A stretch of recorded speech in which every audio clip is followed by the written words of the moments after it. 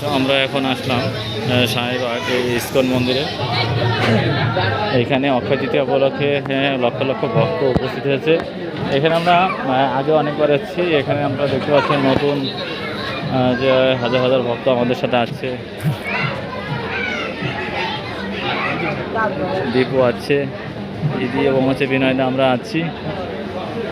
সবচেয়ে মজার ব্যাপার হচ্ছে এখানে আগে তো একটা মানে মন্দিরগুলো ছিল টিন শেড, এখানে এখন নতুন করে মন্দির স্থাপন করা হয়েছে এবং হচ্ছে হাজার হাজার ভক্তদের থাকার জন্য মানে গেস্ট রুমের ব্যবস্থা আছে।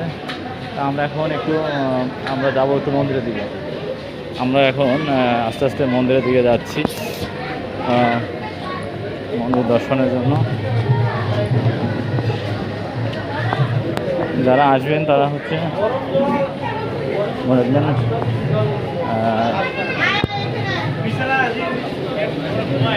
ইসকন মন্দির হচ্ছে স্বামীবাগ। এখানে ইসকন মন্দির বললে এরা সবাই চিনবে। আপনি গুলিস্তান থেকে বাসে, সিএনজি অথবা রিক্সায় করে আসতে পারবেন। এখানে হাজার হাজার দেখতে পাচ্ছেন ভক্ত এবং এখানে বিভিন্ন নিরামিষ আইটেমের বিভিন্ন ফাস্টফুডের দোকান। এখানে বিভিন্ন আইটেমের কেক সব বিভিন্ন জিনিসগুলো পাওয়া যায়। আপনারা দেখতে পাচ্ছেন বিভিন্ন দোকানগুলো আছে। আমরা এখন যাব মন্দিরটা তো উপরে না, মন্দির উপরে না, আমরা মন্দির দর্শনের জন্য যাচ্ছি এখন। মন্দিরটা আন্ডার কনস্ট্রাকশন, কাজ চলছে। আমরা আছি এখানে, দেখতে পাচ্ছেন। আমাদের সঙ্গে আছে আমার গৃহ কর্ত্রী এবং আমার দাদা এবং হচ্ছে দিদি।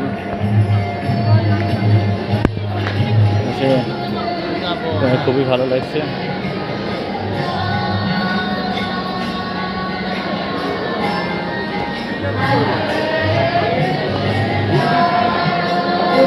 এখানে অক্ষয় তৃতীয়া উপলক্ষে হাজার হাজার ভক্তবৃন্দ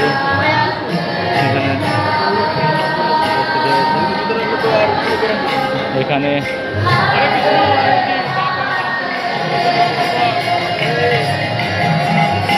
দেখতে পাচ্ছেন।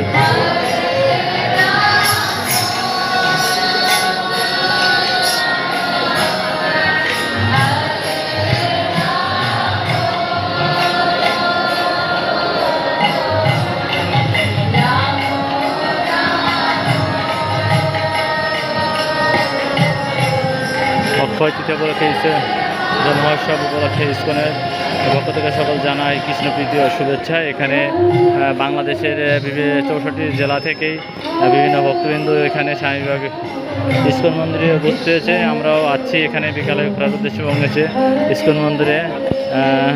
যে আমরা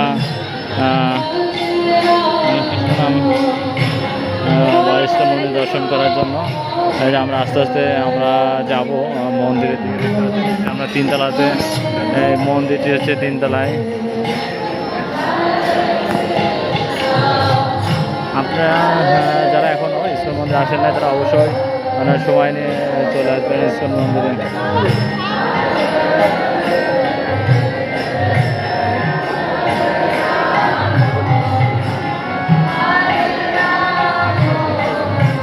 মা হাত দিয়ে একটু